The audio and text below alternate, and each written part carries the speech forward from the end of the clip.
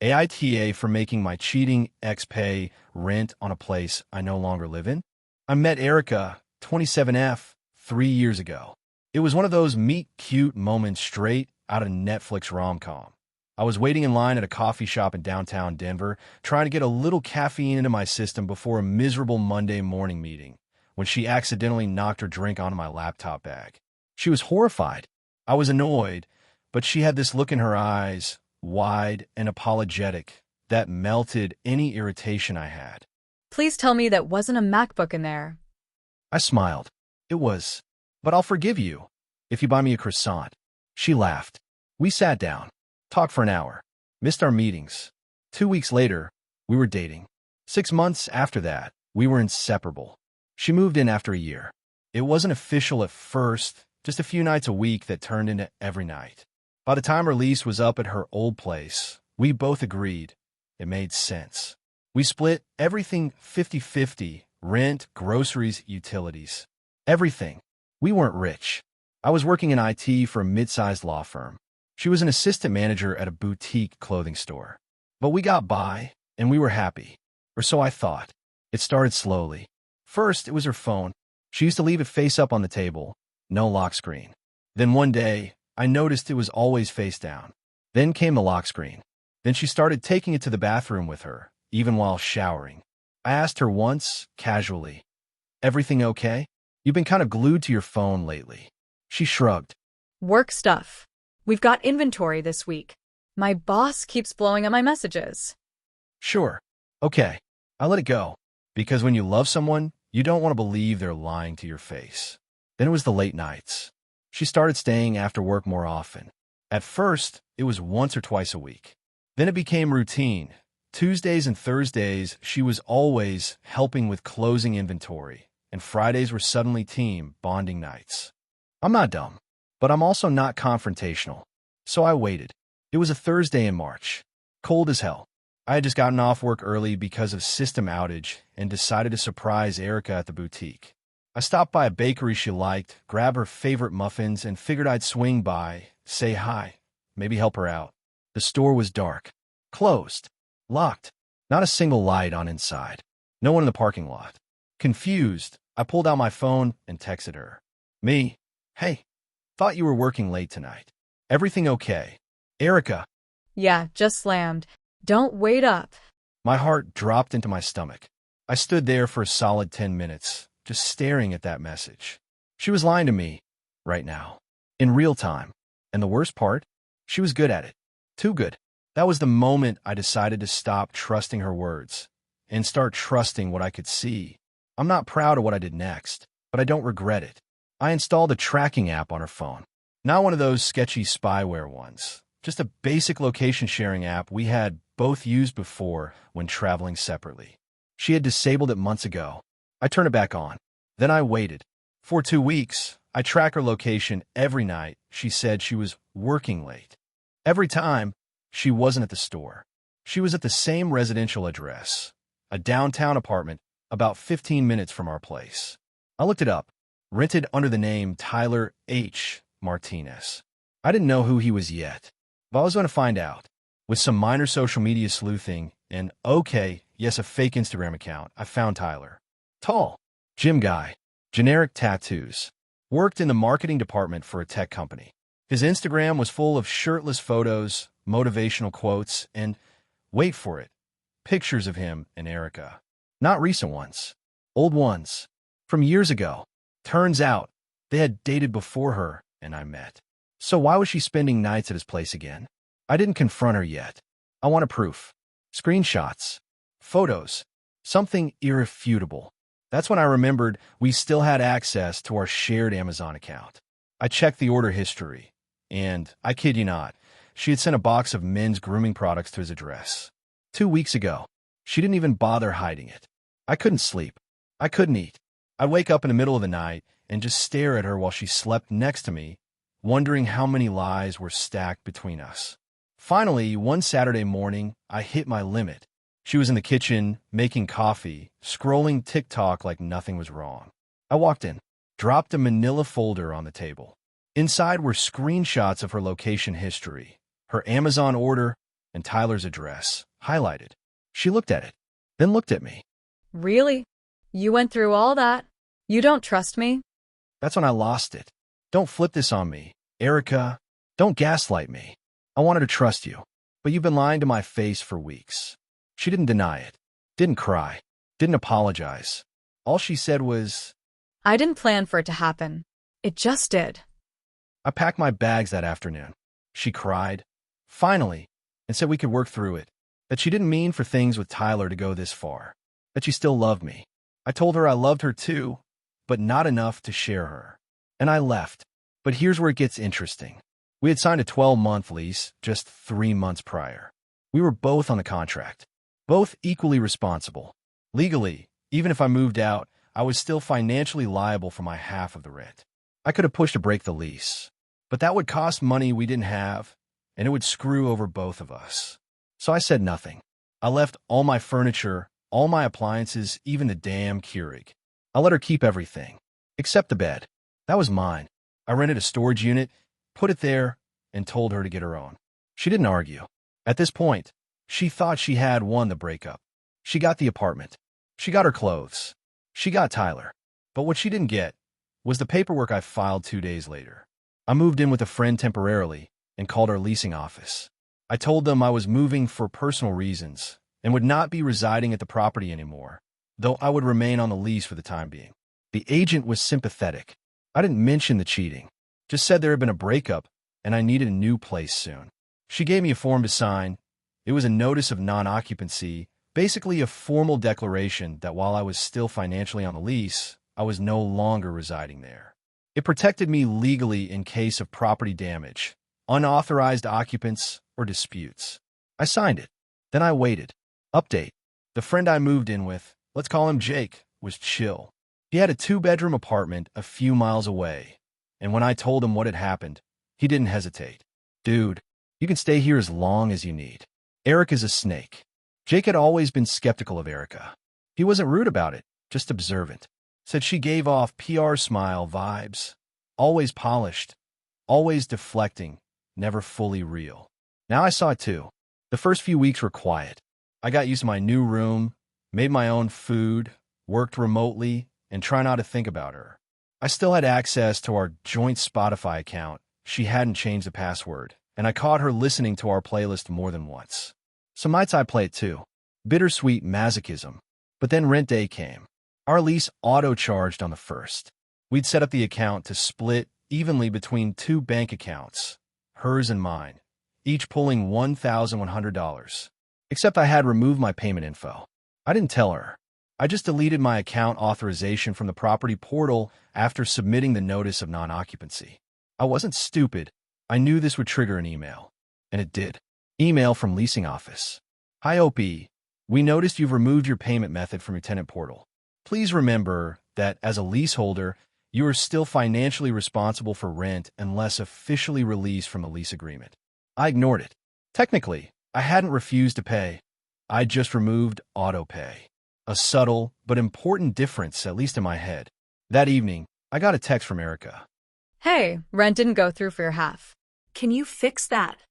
Nah, I don't live there anymore. Yeah, but you're still on the lease. So are you. Maybe ask Tyler to help out. Don't be like this. You were like this. I'm just following your example. No reply. The following week, the landlord called. Not the leasing office, the actual property manager. She was polite but firm. Hi, OP. I understand there was a personal situation, but just so we're clear, the rent hasn't been paid in full. That affects both of you. Legally, you're still responsible. I didn't argue. I just said understood. Let me know if there are any damages or issues with the unit. She paused. Are you planning to break the lease or apply for removal? I told her I'd be open to it if Erica agrees to take over the lease. Otherwise, I'm not paying for an apartment I don't live in. Not the most ethical answer, but not illegal either. She sighed. Okay, I'll note the file. 2 days later, Erica called me for the first time since the breakup. Not a text, not an email, a full-on call. Hey, can we talk like adults? I kept my tone even. Sure. What's up? I can't afford the whole rent by myself. You know that. You should have thought of that before blowing up our relationship for a guy who wears tank tops in winter. Silence. Then she got defensive. This doesn't have to be toxic. We're both adults. I messed up, yeah, but now we're stuck in this lease. Let's be civil. I didn't raise my voice. I didn't even sound mad. I just said, you can either sublet, get a roommate, or break the lease. I'm not paying for you to play house with your side piece. She hung up. Tyler moves in unofficially. I found out through Jake, who followed Tyler on Instagram using his burner, that Tyler had started posting stories from inside the apartment. He never showed Erica, but the kitchen backsplash was unmistakable. Same bar stools, same wall art we picked out together. So he was living there now. Unofficially, of course, which is a problem. See, in our lease agreement, unauthorized occupants can void the lease entirely, especially if they're living there full-time without being screened or added as a tenant. I filed a formal complaint with the leasing office. I didn't say Tyler's name, just said, there appears to be someone residing in the unit full-time who is not on the lease. I no longer live there and want to ensure the terms of my legal agreement are being upheld. 2 days later, Erica texted. Really? You're snitching now. You were like this. I'm just following your example. You're being so petty. Me. And you're being evicted. Good luck. The property manager set a meeting with Erica. I was invited, but chose not to attend. I told them I'd submit a written statement instead, outlining. I no longer resided at the property. I had filed a notice of non-occupancy. A third party was residing there without permission. I was requesting to be formally released from the lease if terms were violated.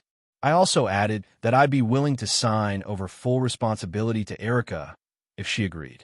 She didn't. The landlord wasn't thrilled. But the kicker? Tyler wasn't just living there. He had changed the Wi-Fi billing and set up deliveries to that address under his name. I know this because a mutual friend still followed Erica and saw one of Tyler's gym supplement boxes on the kitchen counter. Full shipping label visible. That was enough. A week later, Erica got served a 3-day notice to cure or quit, a legal document basically saying, remove the unauthorized occupant, Tyler, or the lease would be terminated and the unit vacated. I wasn't there to see it happen, but I wish I had been. She texted me the same day. I hope you're happy. You're ruining my life. Me, no. You ruined ours. I'm just adjusting the rent. She paid the full rent for the first 2 months after I left. By month 3, she was late. By month 4, she stopped paying altogether. The leasing office started sending both of us notices. But here's the thing. Because I had filed that notice of non-occupancy and submitted written documentation of the unauthorized occupant, I was in a stronger legal position. They focused on her. Eventually, she was served with notice of termination, and the unit was scheduled for eviction. Before she moved out, she texted me again.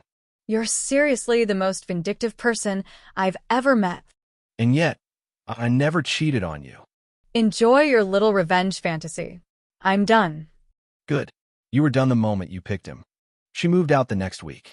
I went back to the apartment to pick up a few things. The place was trashed, smelled like weed and Axe body spray. The fridge was moldy, wall hooks ripped out, a broken cabinet door. I took photos, sent them to the landlord. She was on the hook for all of it. The security deposit was forfeited. She was billed for the damages. I worked with the landlord and eventually negotiated a formal release from the lease, with her assuming full liability for all outstanding amounts. She refused to pay, so it went to collections. Now, she's got a ding on her credit, an eviction on her rental history. And the guy she left me for? Yeah. According to her old co-worker, who reached out months later, Tyler dumped her shortly after they moved out. Said he wasn't ready for a serious commitment. Karma? No, just math. So, AITA, I know what I did wasn't legally perfect, but I also didn't scream, key her car, or trash the apartment. I didn't even post about it online until now. I just let her think she had everything, while I quietly pulled the rug out from under her. She cheated. I left. She kept the apartment. I kept my self-respect and maybe helped karma do its job. After the lease was officially terminated and Erica was held liable for the damages, I took a couple of weeks to breathe. Just exist. Jake, the MVP roommate, Never pushed me to move out, but I could tell he was trying to give me space to think about my next move. You don't have to rush, he said one night. But you know you can't stay in limbo forever, right? He was right. So I started house hunting. Not with Erica. Not with a partner. Just for me. And let me tell you, looking for a solo apartment after a breakup is like trying to buy a new couch after your old one caught fire with you still sitting on it. Every place reminded me of something. A hallway like ours. A layout that mirrored the old one. That same damn backsplash you loved. But eventually I found it. A one-bedroom in a newer complex. Open layout. Lots of natural light. No memories tied to it. Just clean walls and possibilities. I signed the lease by myself. No share names. No joint bank account. No co-signers. Just me. It felt good. You might be wondering, what about the stuff I left behind at the old place? Honestly, I didn't want most of it back. The couch, the dishes, the TV stand, we bought all of that together. It felt tainted, like taking back a wedding ring after finding out your partner pawned your loyalty. But I did want one thing. The black walnut bookshelf I built by hand the year we moved in. I spent 3 weekends sanding, staining, and assembling it. It was the first real woodworking project I'd ever done. So I asked for it. I texted her. Hey, I know things are messy, but I'd like my bookshelf back if you didn't destroy it. It's in storage. You can come get it. Cool. Let me know when. Don't bring Jake. Don't worry. I'm not bringing anyone. Just me and closure.